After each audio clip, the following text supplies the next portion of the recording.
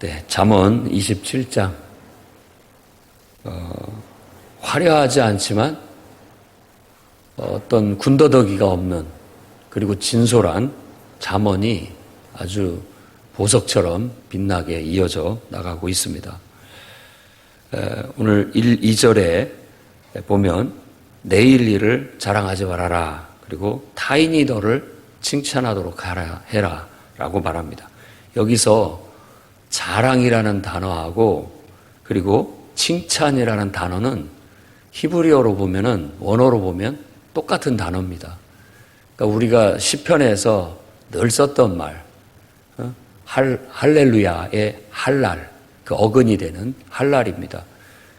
그건 내가 자랑하다라는 뜻으로 했죠. 우리가 할렐루야 할 때는 하나님을 자랑하고 하나님을 자랑스러워한다라는 그런 의미로서 할렐루야를 쓴다고 했습니다. 그것을 이제 우리말로는 여호와를 찬양하라 뭐 이렇게 번역을 했었죠.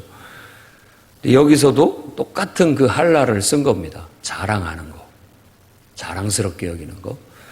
그러니까 내일을 자랑한다라는 거, 내일 일이라고 했지만 내일을 자랑하는 겁니다. 내일을 자랑한다는 건 내일 나는 어떻게 될 것이고 이런 호언장담하는 걸 말하는데 사실 믿을 수 없다. 다 그렇게 되면 좋겠지만 안 될 수도 있다라는 그런 걸 염두에 두고 너무 호언장담하지 말아라. 너무 내일 내 계산대로 내 계획대로 다 된다라고 너무나 믿지 마라. 라는 그런 경책을 주고 있습니다. 그다음에 칭찬도 자랑도 내 입으로 하는 것보다는 다른 사람이 하도록 하는 것이 바람직하다. 더 지혜롭다. 어떻게 보면 더 낫다라고 볼 수 있습니다. 다른 사람들이 칭찬하게 하는 것이 진짜 훌륭한 겁니다. 다른 사람이 칭찬을 하면 그것이 영웅이 되고 그것이 나중에 신화같이 됩니다.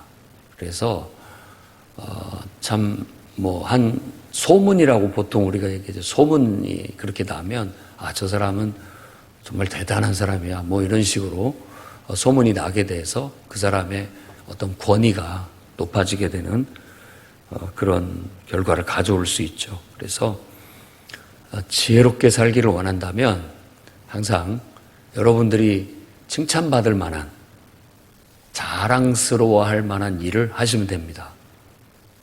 자랑스러워할 만한 일, 내 스스로도 긍지와 자부심을 느낄 수 있는 그런 사람이 되면 됩니다. 그리고 내 입으로 하지 않아도 그것은 다른 사람들이 다 보고 느끼는 바가 같기 때문에 그 사람들이 다 소문을 내게 될 거고 그것으로 인해서 더 큰 좋은 결과를 얻을 수 있다는 겁니다. 그 다음에 3절, 4절은 분노에 대한 얘기를 하고 있는데 특히 미련한 분노, 미련한 자의 분노라고 했지만 이 사람으로만 이렇게 볼 것이 아니라 그 미련에서 나오는 분노, 미련함에서 나오는 분노. 가끔 가다 보면 우리도 그런 분노를 낼 때가 있습니다. 성경에서는 요나의 분노가 미련한 분노라고 할 수 있겠죠. 하나님께서도 요나에게 네가 왜 화를 내느냐 라고 그렇게 묻습니다. 자기가 박넝쿨에 씨앗을 심은 것도 아니고 그 넝쿨을 자라게 한 것도 아니고 그냥 그 자라나서 햇빛을 가릴 수 있도록 그냥 무성하게 자라 있어서 그 밑에 그늘에 가서 쉬고 있었는데 벌레가 와서 그거 먹어버리고 없어지니까 짜증을 내고 화를 내요. 그럴 때 하나님께서 하시는 말씀이죠. 네가 왜 화를 내느냐? 네가 심기를 했느냐, 자라기를 했느냐라고 말하는데 미련한 분노가 그와 같습니다. 근데 인생은 알 수 없는 이유로 화가 납니다. 다 화가 나서 살아가고 있는 것 같아요.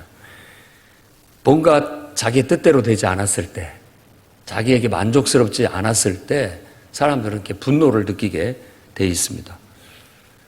근데 이런 분노는 돌이 무거운 것처럼 모래가 무거운 것처럼 돌을 지고 가고 모래짐을 지고 가고 하는 것처럼 늘 사람을 무겁고 힘들게 만듭니다.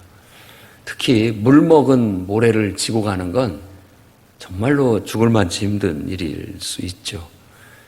그것처럼 우리의 인생의 분노는 우리를 아주 힘들게 합니다. 그래서 분은 잔인할 정도로 느껴지고 노는 정말 홍수처럼, 이 창수라는 말은 홍수, 우리가 흔히 쓰는 단어가 홍수입니다. 근데 왠지 모르게 더 막 확 밀려오는 듯한 느낌이 있기 때문에 창수라고 했지만 우리가 늘 쓰는 용어는 창수라는 말은 잘 안 쓰죠. 홍수를 많이 써. 홍수물처럼 그냥 확 밀려드는 그런 재앙이다, 재난이다 라고 말합니다. 미련한 분노가 있다면 지혜로운 분노도 있다라는 걸 기억해야 됩니다. 분노가 다 쓸모가 없는 건 아니에요.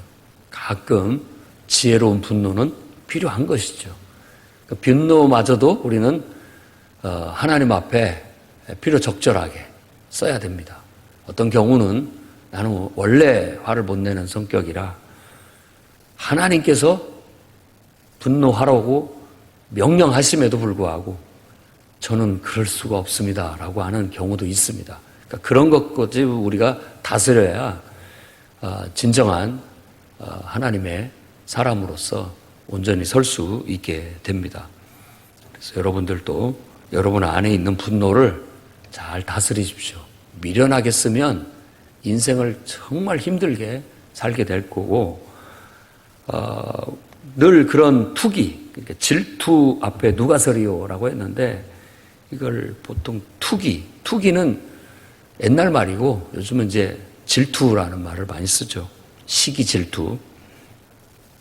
다른 사람이 잘 되거나 좋은 처지에 있는 것을 공공연히 미워하고 싫어하고 깎아내리고 기분 나빠하는 그런 것을 바로 질투라고 합니다. 그러면 나는 질투 안 하는데요 라고 말할 수 있겠지만 우리 마음속에는 본능적으로 그게 있어요. 그게 없으면 사람이 아니고 또 훌륭하게 될 수가 없습니다. 다 질투나 시기 질투가 있기 때문에 자기 발전을 꾀할 수 있고 또 더 노력할 수가 있게 되거든요. 근데 그거 없다라고 하면은 나는 사람이 아닙니다 라는 말과 같은 거예요. 사람이라면 다 이런 시기 질투가 누구에게나 다 있어요. 분노는 누구에게나 다 있습니다. 그러나 그것을 어떻게 이걸 다루느냐에 따라서 지혜로운 사람이 되고 미련한 사람이 될 수 있다라는 거 기억하신다면 하나님 앞에 오늘 또 기도하면서 우리의 분과 노가 정말 하나님의 선하신 뜻 안에서 발에만 쓰여질 수 있게 해달라고. 칼이 이게 무서운 거잖아요. 이 칼이라는 것 자체가. 그러나 이 칼이 없으면 아쉽죠. 쓸모가 있기 때문에 그래요. 뭔가를 자를 때는 꼭 써야 됩니다. 도려낼 때도 써야 되고, 그거 없으면 과일을 깎아먹기도 어렵고, 진짜, 곤란하죠. 있으면 아주 유용하게 쓰는 거예요. 그렇게 쓰라는 겁니다. 죽이는 데 쓰고, 남을 이렇게 해하는 데 쓰지 말고, 유익하게 분노는 쓰면 정말로 지혜로운 거고, 또, 유익할 수 있어서 도움이 될 수 있습니다. 그러나 이렇게 투기하는데 지나치게 쓰게 되면 아무도 나하고 함께 하려고 하지 않습니다. 다 사람이 떠나가 버립니다. 분노가 잦으면 사람이 살 수가 없어요. 그래서 멀리 할 수밖에 없게 되는 거죠. 그러니까 필요적절하게 쓰는 것이 필요합니다. 사람이 이렇게 돌처럼 강해질 때는 강해졌다가 정말 솜처럼 부드러워질 땐 부드러워질 수 있으면 참 좋겠어요. 근데 그게 쉽지가 않더라고요. 솜같이 따뜻한 사람이 있고 돌처럼 강직한 사람들이 있습니다. 근데 돌같이 강직한 사람한테 너는 왜 솜처럼 부드럽지 못하냐라고 말하는 것도 어리석고 또 따뜻한 사람한테 왜 돌처럼 강직하지가 못하냐고 우리가 불평을 하는 것도 그것도 미련한 것 같아요. 그 사람은 그 사람대로 나름대로 장점이 있고 쓸모가 있구나. 이 사람은 이런 대로 또 장점이 있고 쓸모가 있구나 정도로 생각하는 것이 세상 편하고 또 그런 면에 있어서 화합과 협력을 해주면 좋습니다. 저 사람은 너무 부드럽고 따뜻해서 돌처럼 강직하게 못할 때 내가 그 역할을 대신해 주는 거예요. 나는 강직하니까. 그리고 내가 너무나 강직하다 보니까 부드럽지가 못하단 말이에요. 그러니까 저 사람이 내 역할을 대신해 주는 거예요. 서로가 서로를 탓하는 것이 아니라 서로의 부족함을 메꿔주기 위해서 서로 사는 겁니다. 그래서 하나님은 우리를 친구로 만나게 해주시고 서로의 단점을 보완하도록 만들어 주신 겁니다. 자, 5절 말씀에 면책은 숨은 사랑보다 낫다. 이게 성경의 가르침이고 지혜자의 가르침입니다. 숨은 사랑, 그리고 면책이라는 말은 얼굴 앞에 대놓고 책망한다는 뜻이에요. 얼굴 앞에 대놓고 책망을 하는 것이 난 너를 좋아해 라고 하면서 내 속으로 항상 너를 좋아하고 있어 라고 하는 것보다 훨씬 더 가치 있고 의미 있다 라고 말하는 거예요. 그래서 진짜 충직한 친구만이, 진실한 친구만이 대놓고 책망할 수 있다라고까지 6절에는 얘기하고 있습니다. 그러나 친근한 체 하면서 늘 입맞춤으로 나한테 친근하게 대하고 또 부드럽게 대하는 것 같지만 사실 그 속에 진실함이 없다면, 거짓됨이 있다면 그건 진짜 친구가 아니다라는 것이죠. 그래서 이 충직이라는 것, 이것은 진실이라는 단어고 거짓과 반대되는 단어입니다. 그러니까 속으로 막 저게 싫은데도 실은 내색 않고 늘 좋은 체 하는 것보다는 정말로 그 사람을 진실되게 사랑하는 정말 친구라면 오히려 그것에 대해서 진실하게 말하고 대놓고 얘기할 수 있는 것도 오히려 서로의 발전을 위해서는 더 좋은 것이라고 여기서는 가르치고 있는 겁니다. 사실 배부른 자에게 꿀은 별로 가치가 없습니다. 배고픈 자에게 쓴 것도 달지요. 여러분에게 면책, 그것이 그렇게 느껴지려면은 그런 마음을 가져야 된다는 겁니다.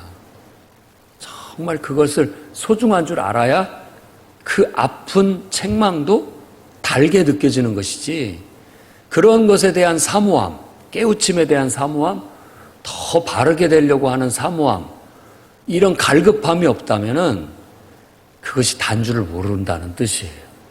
달콤하게 들릴 수가 없죠.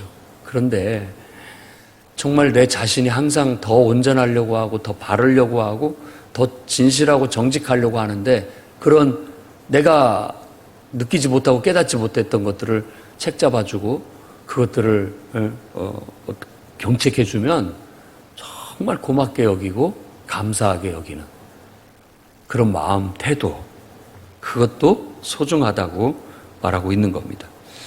또 같은 예로 고향을 떠나 떠도는 사람에게 집이 얼마나 귀한 줄 안다라는 거예요.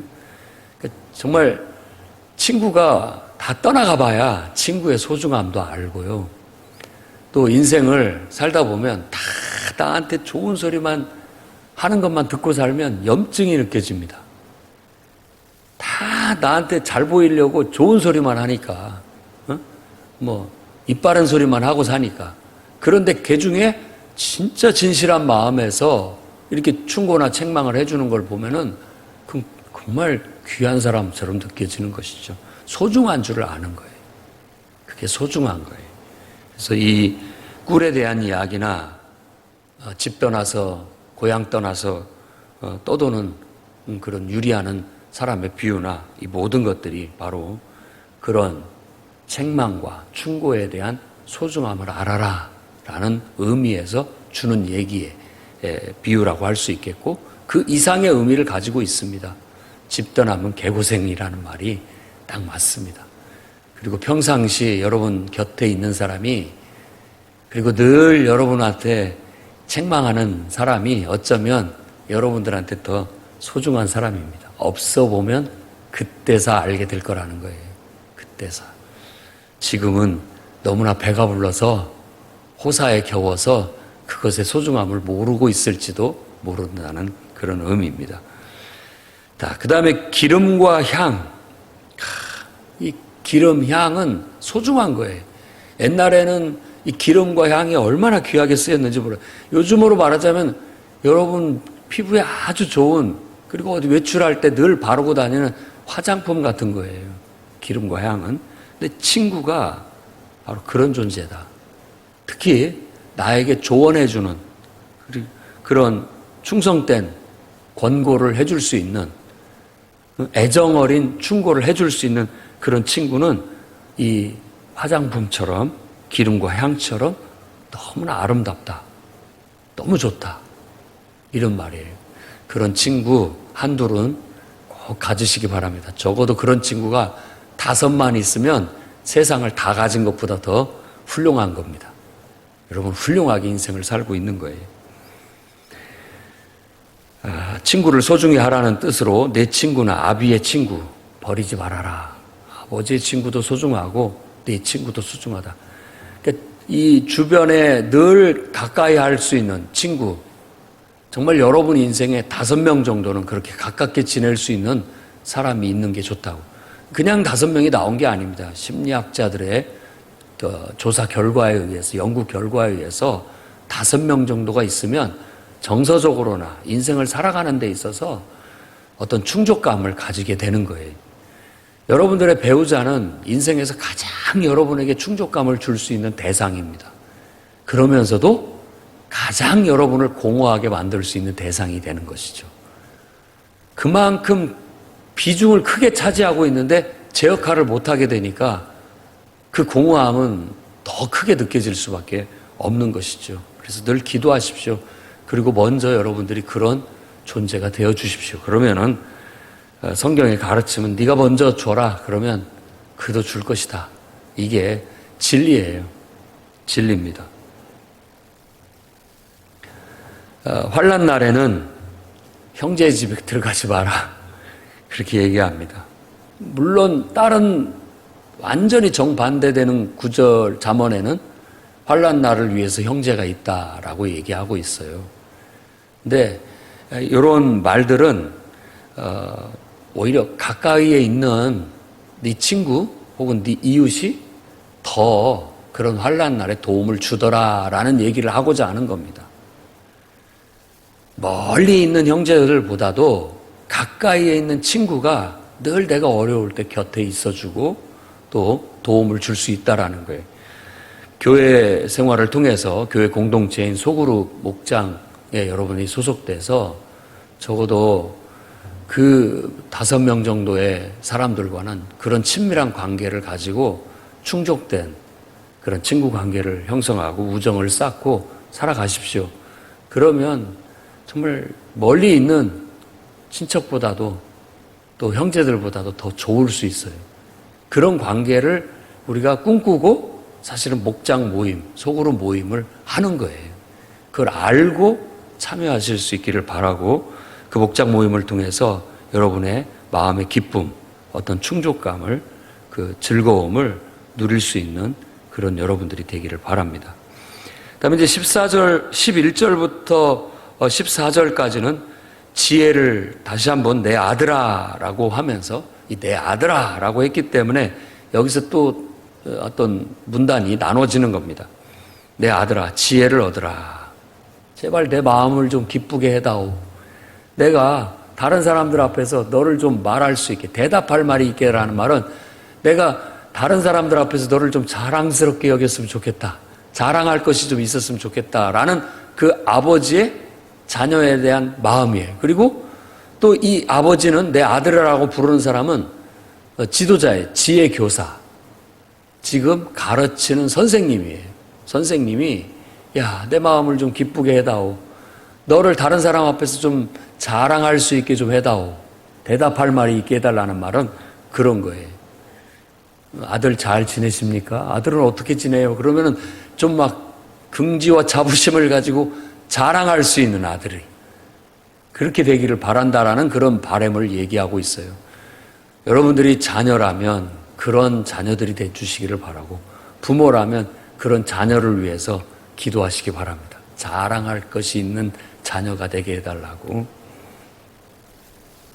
그러려면 자신을 제어하지 않으면 안 된다고 얘기합니다. 왜냐하면 슬기로운 자는 재앙을 보면 피할 줄 알아요.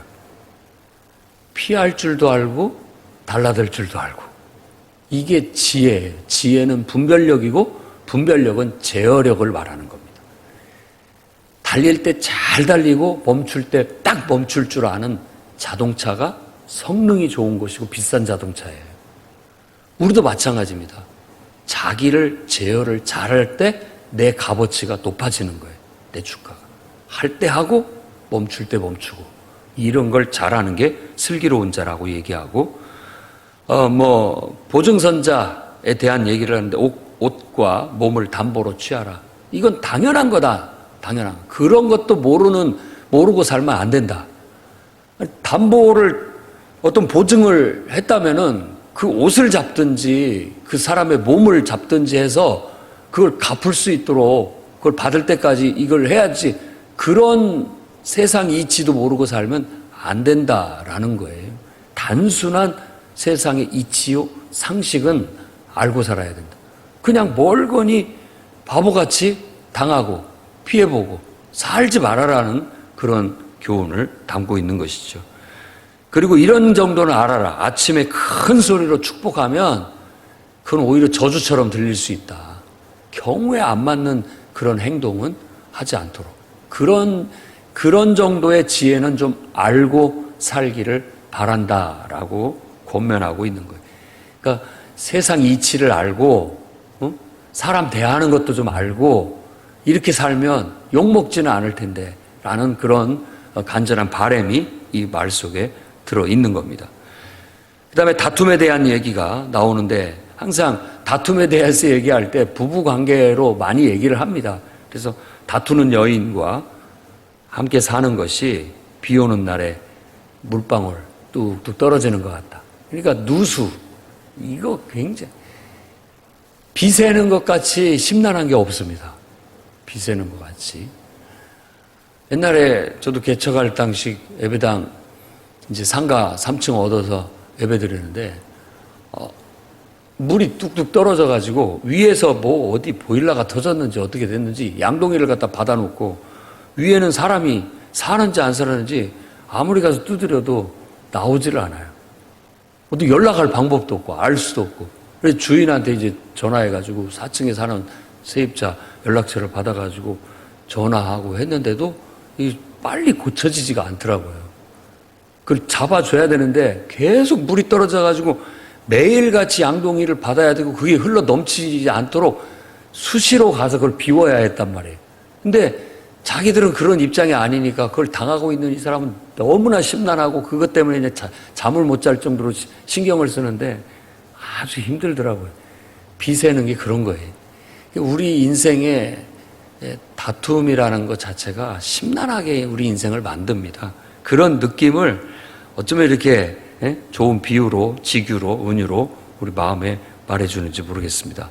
그러니까 그런 느낌을 갖고 참 해야 되는데 이 다툼이라는 것을 해결하고자 하는데 쉽지가 않습니다. 여기서 말하는 것처럼 기름을 움키는 것 같고 정말 이게 잘 잡히지가 않아요. 바람을 제어하기 힘든 것처럼 제어하기가 참 힘듭니다. 그러니까 아예 그런 일들이 일어날 수 있는 빌미를 없애는 것이 제일 좋고, 제가 볼 때 이런 모든 인간의 연약한 심리, 연약한 그런 감정, 이런 모든 문제의 해결은 아무리 우리 인간이 막 노력을 해도 잘 안 되는 것 같아요. 그러니까 인생은 늘 이런 다툼을 안고 살아요. 그래서 어느 정도는 그러려니 해야 됩니다. 다 똑같은 인간이기 때문에 다툼이 없는 것은 없다. 이런 거 생각하고 살아야 돼요. 그냥 있을 수 있는 일이다.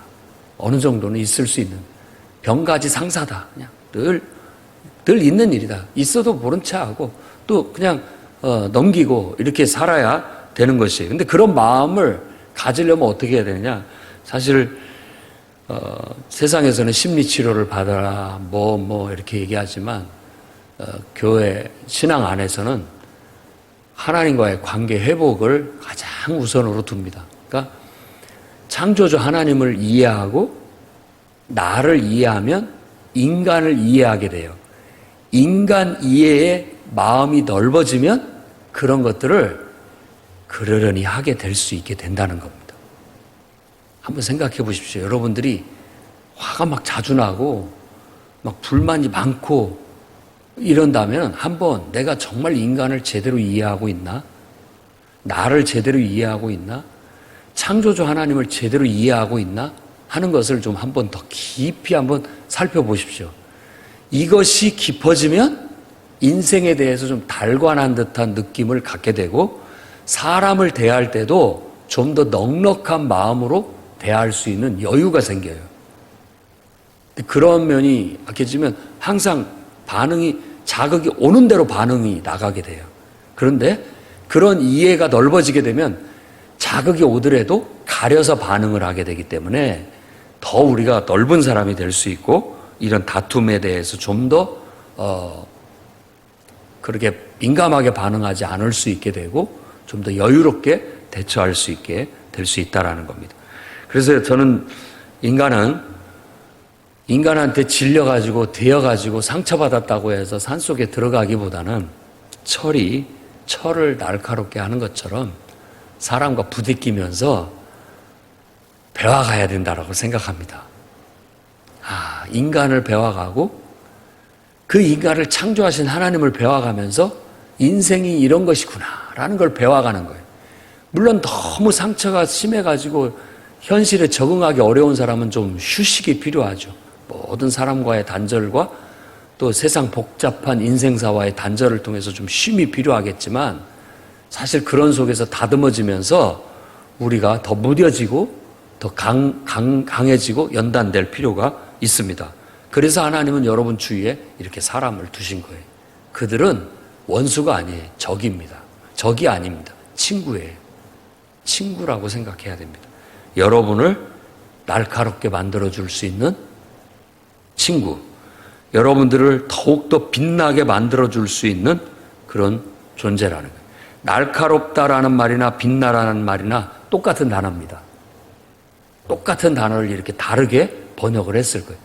철은 빛나게 만들어주는 게 날카롭게 이렇게 탁탁 나를 세우는 것이고, 그리고 사람은 빛나게 만들어주는 것이, 날카롭게 만들어주는 것이 사람의 얼굴을 빛나게 만들어주는 더 훌륭한 인격자들을 만들어준다는 거예요. 더 쓸모있는 인간을 만들어주는 거예요. 그래서 사람하고 부딪히는 걸 너무 겁내하지 마십시오. 오히려 그냥 무던하게 대하면서 그런 속에서 내 인격이 다듬어질 수 있고 나의 사람됨이 정말 하나님의 형상을 더 닮아갈 수 있는 빌미가 된다. 아무리 못되고 악한 사람에게도 하나님의 형상은 있다. 그 속에 하나님이 나를 통해서 깨우치시는 하나님의 음성은 들어있다 라고 여긴다면 여러분은 아주 훌륭한 인격자가 될 수 있습니다. 무화과나무를 가꾸면 그 열매를 먹듯이 우리가 뭔가를 열심히 갈고 닦으면요 분명히 거기서 뭔가 얻을 것이 나오게 돼 있습니다. 그리고 주인한테 시중 드는 거 열심히 주인을 기쁘게 해주면 당연히 존경받게 돼 있어요. 존중을 받게 돼 있다라는 거예요. 심은 대로 거두게 돼 있다라는 거예요. 인간관계도 마찬가지 아니겠어요? 여러분 한번 잘 생각해 보십시오. 내가 심은 대로 받게 돼 있습니다. 내가 준 대로 받게 돼 있다라는 거예요. 그렇다면 다른 사람들이 왜 나한테 이렇게 못되게 구느냐라고 했을 때 다른 사람만 바라볼 것이 아니라 내가 못되게 굴어서 다른 사람이 나한테 못되게 굴지는 않는 것인가 한번 거울처럼 비춰볼 필요가 있다라는 거예요. 그래서 물에 얼굴이 비치듯 사람 마음도 서로에게 비치는 거예요. 항상 거울로 생각하십시오.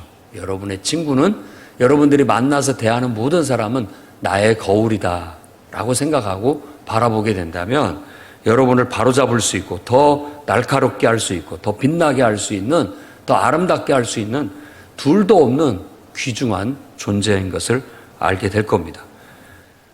그리고 스올과 아바돈이 만족이 없듯이 스올, 아바돈은 다 어떤 죽음의 세계, 무적행 같은 것을 말하는 거예요. 아바돈, 무적행 같은. 아무리 끝도 없는 그런 것처럼 여러분 인생에 만족은 없습니다. 아무리 좋은 친구, 여러분을 만족시켜줄 수 있는 친구 없어요. 여러분을 만족시켜줄 수 있는 교회도 없고요. 여러분을 다 만족해줄 수 있는 어떤 것은 없습니다. 여러분이 만족하지 않으면 만족할 수 없습니다. 그것을 깨우치고 있는 거예요. 내가 만족스러워하면 만족되는 거예요. 내가 좋게 생각하면 좋은 거예요. 나한테 거의 50% 이상에 달려있다. 환경, 다른 사람도 중요하지만 나에게 달려있다. 이걸 깨우치는 말씀인 거예요. 도가니는 은을, 품문은 금을, 칭찬은 사람을 연단해요.